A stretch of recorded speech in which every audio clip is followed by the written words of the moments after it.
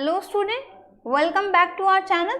सो student, आज की इस वीडियो में जो हम टॉपिक डिस्कस करने जा रहे हैं, इसमें हम बात करेंगे बिजनेस एनवायरनमेंट के फीचर्स या यूं कह लीजिए बिजनेस एनवायरनमेंट की कैरेक्टरिस्टिक्स के रिगार्डिंग। ओके, जहां प्रीवियस वीडियो में हमने समझा कि बिजनेस एनवायरनमेंट क्या है और बिजनेस स्कैनिंग क्या है, आज की इस वीडियो में हम डिस्कस करेंगे कि जो बिजनेस एनवायरनमेंट है उसके क्या कैरेक्टरिस्टिक्स हैं या क्या फीचर्स है। So let's get started. जैसा कि हमने मीनिंग में ही समझा कि इन्वायरमेंट का मतलब है सराउंडिंग्स, ठीक है, वो चीज़ें जो हमारे बिजनेस के इर्द गिर्द है या वो फैक्टर्स एंड फोर्सेस जिनके बीच में रहकर हमारा बिजनेस एग्जिस्ट कर रहा है या सरवाइव कर रहा है। तो इस पर्टिकुलर फिनोमिना से या मीनिंग से एक चीज़ बड़ी क्लियर हो जाती है, जो ये है कि जो हमारा बिजनेस इन्वायरमेंट है उसका वन ऑफ द फीचर है that it is concern with totality of external factors. क्योंकि जैसे मैंने प्रीवियस वीडियो के अंदर भी बताया, इन्वायरमेंट का मतलब या सराउंडिंग का मतलब वो चीज़ है जो हमारे चारों ओर है, जो हमारे इर्द गिर्द है, ना कि जो हमारे अंदर है। सो मेनली जो बिजनेस एनवायरनमेंट है वो कौन सी फैक्टर्स से या फोर्सेस से डील करता है? The answer will be external.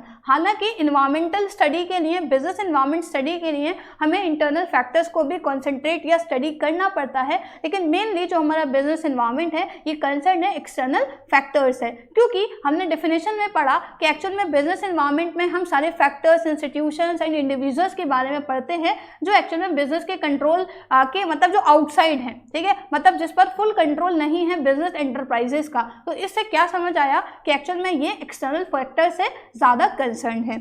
इसके अलावा student, the second feature is that it includes both specific and general forces. ये मैंने आपको मीनिंग में भी बताया था। जब हम बिजनेस एनवायरनमेंट की बात करते हैं तो इसमें दो फोर्सेस डील करी जाती हैं, इसमें स्पेसिफिक फोर्सेस भी हैं, जनरल फोर्सेस भी है। जैसे कि नाम हमें इटसेल्फ सजेस्ट कर रहा है अपना मीनिंग, स्पेसिफिक का मतलब पर्टिकुलर है। स्पेसिफिक फोर्सेस में हम particular we can say group के बारे में पढ़ते हैं या इंडिविजुअल यूनिट के बारे में पढ़ते हैं, जैसे कि हमारे इन्वेस्टर्स हैं, कॉम्पिटिटर्स हैं, हम कस्टमर्स हैं, सप्लायर्स हैं, एक्सेट्रा। जबकि हम जनरल में बात करते हैं तो जनरल फोर्सेस में आ जाता है हमारा पेस्टल। पेस्टल में मीन्स एक्चुअल में क्या है, कोई भी पॉलिटिकल चेंजेस हो रहे हैं, कोई भी जो we can say party power में है तो वो अपने अकॉर्डिंग पॉलिसी या रूल्स फ्रेम करती है और इसका इम्पैक्ट बिजनेस पर पड़ेगा, या तो एक्चुअल में क्या होगा, पॉजिटिव इम्पैक्ट पड़ेगा या नेगेटिव इफेक्ट पड़ेगा। इसके अलावा इकोनॉमिक फैक्टर, जो हमारी इकोनॉमी में चेंजेस आते हैं, जीडीपी जिस तरीके से बदलती है, जिस तरीके से रेट ऑफ अनएम्प्लॉयमेंट इंक्रीज होता है, लिटरेसी है या लिटरेसी है, तो एक्चुअल में ये सारे जो इकोनॉमिक फैक्टर्स हैं इसका असर भी हमारी इकोनॉमी पे पड़ता है। हालांकि वो असर कैसे पड़ेगा, क्या इम्पैक्ट पड़ता है, ये हम नेक्स्ट वीडियोस के अंदर अपने कवर अप करेंगे। अभी सब हम फीचर्स की बात कर रहे हैं। इसके अलावा सोशल फैक्टर्स भी हैं। We as a society, actual में सोशल जो कस्टम्स हैं, ट्रेडिशंस हैं, या जो हम लोग हैं सोसाइटी के पार्ट जो है, हमारी जो प्रेफरेंसेस हैं, लाइक एंड डिसलाइक है, इस पर से इससे भी बहुत ज़्यादा इफेक्ट होता है हमारे बिजनेस को, जो हमारे चॉइसेस हैं, जो हमारी प्रेफरेंसेस हैं, प्रायोरिटीज़ हैं। इसके अलावा टेक्निकल फोर्सेज हैं स्टूडेंट, जो हमारा जनरल फोर्सेज है। ऐसे हम जानते हैं कि टेक्नोलॉजी कभी स्टैटिक या कांस्टेंट नहीं रहती, टेक्नोलॉजी में चेंजेस आते रहते हैं। तो हर एक बिजनेस को अपने बिजनेस के नेचर के हिसाब से बहुत कंटिन्यूस फॉर्म में ये स्टडी करना पड़ेगा या देखना पड़ेगा कि क्या चेंजेस टेक्निकल एस्पेक्ट में आ रहे हैं उनके बिजनेस से रिलेटेड। एल का मतलब है लीगल फैक्टर, जैसे कि बिजनेस के रिगार्डिंग, जैसे हम जानते हैं कि कंपनी के रिगार्डिंग कंपनीज एक्ट है, पार्टनरशिप के रिगार्डिंग पार्टनरशिप एक्ट है, and so on. Cooperative society के रिगार्डिंग उसका पर्टिकुलर एक्ट है, क्लास 11th में आपने पढ़ा होगा। तो एक्चुअल में क्या है कि किसी भी काम को करने के लिए कानूनी दायरा बता रखा है, लीगल प्रोविजंस हैं। तो एक्चुअल में जो भी एक्टिविटी हम कर रहे हैं और उन एक्टिविटी के लिए जो भी लीगल प्रोविजन सेट कर रखे हैं उनको भी फॉलो करना कंपलसरी है। और हमें ये बताओ कि जो काम हम कर रहे हैं क्या लीगल है और क्या लीगल नहीं है। इसके अलावा द लास्ट, जो आपके सिलेबस में तो नहीं है लेकिन पेस्टल जो हमारे जनरल फोर्सेज है उसका एक कंपोनेंट है, that is ecological factor. Ecology जो हमारे जनरल एनवायरनमेंट से कंसर्न है, एक ग्रीननेस से कंसर्न है, या जो वी कैन से प्योरिटी से कंसर्न है जनरल इन्वायरमेंट की, कि हमें क्या करना है, हमें बेसिकली ये देखना है we as a business organization, हमें जिस तरीके से जो हम कमोडिटीज़ को बना रहे हैं, whatever the method of production we are using, हमें ये देखना पड़ेगा कि वो इन्वायरमेंटल सेफ हो, वो इन्वायरमेंट को ज़्यादा पॉल्यूट ना करें। क्योंकि अगर इन्वायरमेंट पॉल्यूट होगा तो हम ये भी जानते हैं कि आज के टाइम में लोग काफ़ी एक्टिव हो चुके हैं, क्योंकि लोग कंसर्न फील करना शुरू कर दिया है कि नहीं, हमें थोड़ा सस्टेनेबल डेवलपमेंट का कॉन्सेप्ट से भी अवेयर कराया जाता आता है कि हमें क्या करना है, फ्यूचर नीड को ऐसे सेटिस्फाई करना है कि फ्यूचर जनरेशन नीड भी सेटिस्फाई हो जाए। तो इससे क्या है, जो सोसाइटी है वो समझ रही है कि हाँ हम ऐसे प्रोडक्ट को यूज़ करें जो इको फ्रेंडली हैं, ठीक है, जो इन्वायरमेंटल सेफ है। तो ये चीज़ बिजनेस को प्रेशराइज करती है कि वो मेथड ऑफ टेक्निक जो इस्तेमाल करें, मेक श्योर करें कि वो eco friendly method of production हो। तो ये है हमारे specific forces and general forces. और बिजनेस एनवायरनमेंट की खासियत ये है कि हमें यहाँ पर जनरल फोर्सेज और स्पेसिफिक फोर्सेज दोनों को क्या करना पड़ता है, मॉनिटर करना पड़ता है कि हमारे स्पेसिफिक फोर्सेज में क्या चेंज हो रहे हैं या हो सकते हैं और जनरल फोर्सेज में क्या चेंज हो रहे हैं। ओके, हालांकि प्रीवियसली हमने डिस्कस करा कि जो स्पेसिफिक फोर्सेज हैं इनका जो इम्पैक्ट है वो डायरेक्ट पड़ता है और जो हमारे जनरल फोर्सेज हैं ये इनडायरेक्टली हमारे बिजनेस को इफेक्ट करते हैं। ओके, इसके अलावा student the third feature is that the nature of business environment is highly dynamic. ये टर्म आपने काफ़ी बार पढ़ी होगी पूरे बिजनेस स्टडीज़ के अंदर, जितना भी अभी तक आपने पढ़ा है। डायनामिक का मतलब है विच इज़ ईजिली चेंजेबल, ठीक है, जो फ्लेक्सिबल है, जिसको हम आसानी से बदल सकते हैं। तो हमारा जो बिजनेस एनवायरनमेंट है, मतलब बिजनेस एनवायरनमेंट के जो फैक्टर्स एंड फोर्सेज हैं वो काफ़ी डायनामिक है, मतलब उन सर्टेन फैक्टर्स में बहुत रैपिड चेंजेस आते हैं। ओके, अब रैपिड चेंजेस जब किसी भी चीज़ में आ रहे हैं, आपको पता है कि जिस एनवायरनमेंट में या जिस सराउंडिंग में आप अपने बिजनेस को ऑपरेट कर रहे हो वहाँ कोई भी चीज़ परमानेंट नहीं है, वहाँ कोई भी चीज़ स्टैटिक फॉर्म में नहीं है, वो वेरी होती रहेगी, वो चेंज होती रहेगी। तो ये कंपलसरी बन गया आपके बिजनेस के लिए कि आप क्या करो, जो भी रिलेटेड फैक्टर्स हैं या जो सराउंडिंग एलिमेंट्स हैं आप उनको क्या करो, कंटिन्यूसली मॉनिटर करो। तो हम जानते हैं कि बिजनेस का जो सराउंडिंग्स हैं, इन्वायरमेंट में हमारे जो भी चीज़ें हैं, फैक्टर्स एंड फोर्सेस, वो हाईली डायनामिक हैं। इसीलिए ज़रूरी है कि हम रेगुलरली क्या करें, बिजनेस एनवायरनमेंट को स्कैन करें। Okay, and the next one is student inter relatedness.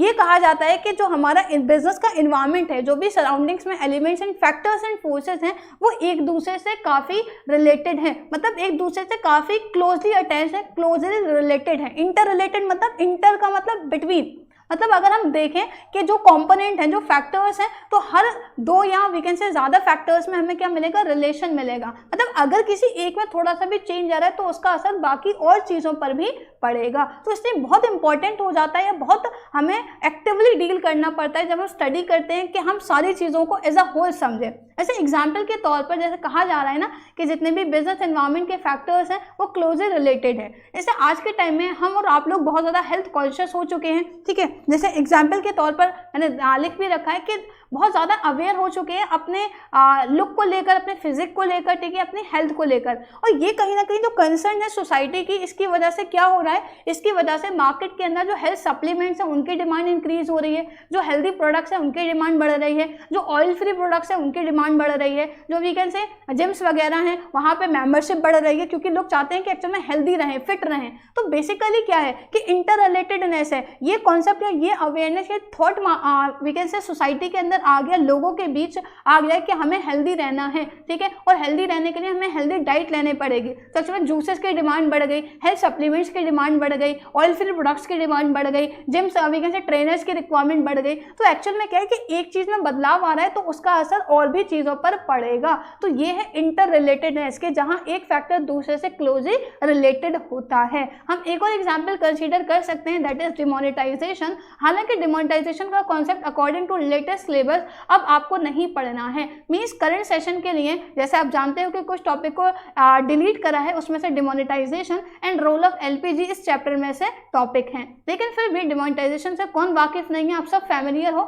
Demonetisation में क्या हुआ कि सरकार ने ये अनाउंस करा कि 500 और 1000 के जो नोट हैं उनको बैन करा जाएगा और न्यू डिनोमिनेशन इशू करी जाएंगी मार्केट के अंदर। तो इससे क्या हुआ कि सरकार का ये फैसला जो इकोनॉमिक फैक्टर की कैटेगरी के अंदर आता है, क्या हुआ कि इससे बहुत सारी चीज़ें इफेक्ट हुई, ठीक है। इसका असर बिजनेस मैन पर भी पड़ा, कस्टमर पर भी पड़ा, ठीक है, और रिलेटेड पार्टी इन्वेस्टमेंट पर भी पड़ा। मतलब इंडिविजुअल कई जो रोल प्ले कर रहे हैं ना, प्रोड्यूसर पे इफेक्ट पड़ा, कस्टमर पे इफेक्ट पड़ा, इन्वेस्टर पर, सप्लायर पर, ओके, ओवरऑल इकोनॉमी पे काफ़ी इफेक्ट पड़ा। तो इसलिए कहते हैं कि जो बिजनेस एनवायरनमेंट है वो क्या है, इंटर रिलेटेड है। मतलब जो भी फैक्टर्स हैं वो क्लोजली एक दूसरे से रिलेट करते हैं। तो हमें बहुत बारीकी से चीज़ों को समझना होता है।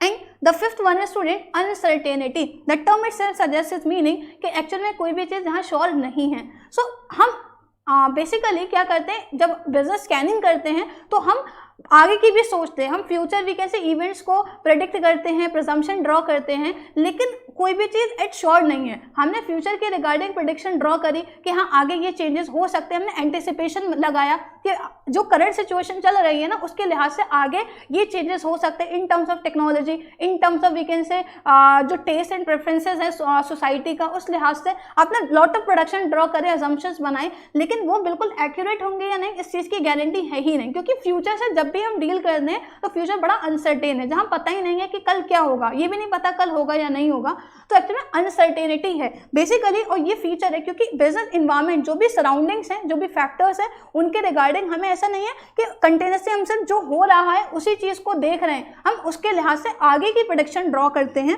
तो एक्चुअल में क्या है, ये डिफिकल्ट हो जाता है कि फ्यूचर हैपनिंग्स को प्रिडिक्ट करना, बिकॉज अनसर्टेनिटी इज देयर। आप प्रिडिक्ट कर रहे हो लेकिन then also you are not very sure कि जो चीज़ें या जिस लिहाज से आपने चीज़ें सोची हैं, जो प्रिजम्पशन आपने ड्रॉ करा है वो बिल्कुल एक्यूरेट रहेगी या नहीं रहेगी। ओके इसके अलावा the sixth one is complexity. अच्छा, कॉम्प्लेक्स का मतलब जब कोई चीज़ बहुत ज़्यादा क्या हो जाती है, कंजस्टेड हो जाए, बहुत सारे चीज़ें उसमें इंक्लूड हो जाती हैं। तो जैसा कि हम बात कर रहे हैं कि बिजनेस इन्वायरमेंट में सेकंड फीचर जैसे हमने पढ़ा कि इसमें स्पेसिफिक फोर्सेस भी आएंगे और जनरल फोर्सेस भी आएंगे। अब स्पेसिफिक में भी इंडिविजुअल ग्रुप हैं, इन्वेस्टर्स हो गए, सप्लायर्स हो गए, कस्टमर्स हो गए, कॉम्पिटिटर्स हो गए। हम जनरल की बात करते हैं तो उसमें पूरा पेस्टल है। तो एक्चुअल में क्या है कि जब हम बात करें बिजनेस इन्वायरमेंट की तो हम कहीं ना कहीं बिजनेस इन्वायरमेंट की जो फोर्सेज हैं उनको इंडिविजुअली तो बहुत आसानी से समझ सकते हैं, ठीक है, मतलब इजीली इसको हम अंडरस्टैंड कर सकते हैं और इम्पैक्ट को भी समझ सकते हैं। लेकिन जब हम बिल्कुल एग्रीगेट फॉर्म में पढ़ते हैं कि हमें स्पेसिफिक फोर्सेस को भी एट अ टाइम डील करना है, जनरल फोर्सेस को भी एट अ टाइम अंडरस्टैंड करना है, देन उसके रिगार्डिंग हमें पॉलिसी डिटरमाइन करनी है, then we have to plan our future course of action हमें डिटरमाइन करना है, तो कहीं ना कहीं बहुत कॉम्प्लिकेटेड हो जाता है, बड़ा डिफिकल्ट हो जाता है। एंड इसी वजह से कैरेक्टरिस्टिक बन गया बिजनेस इन्वायरमेंट की कॉम्प्लेक्स है, क्योंकि हम बहुत ईजिली इसको पार्ट्स में तो इंडिविजुअली समझ सकते हैं कि यस इन्वेस्टर्स का क्या माइंडसेट है, ये हमने इंडिविजुअली समझ लिया, या फिर हम स्पेसिफिक फोर्सेस को इंडिविजुअली समझ लिया।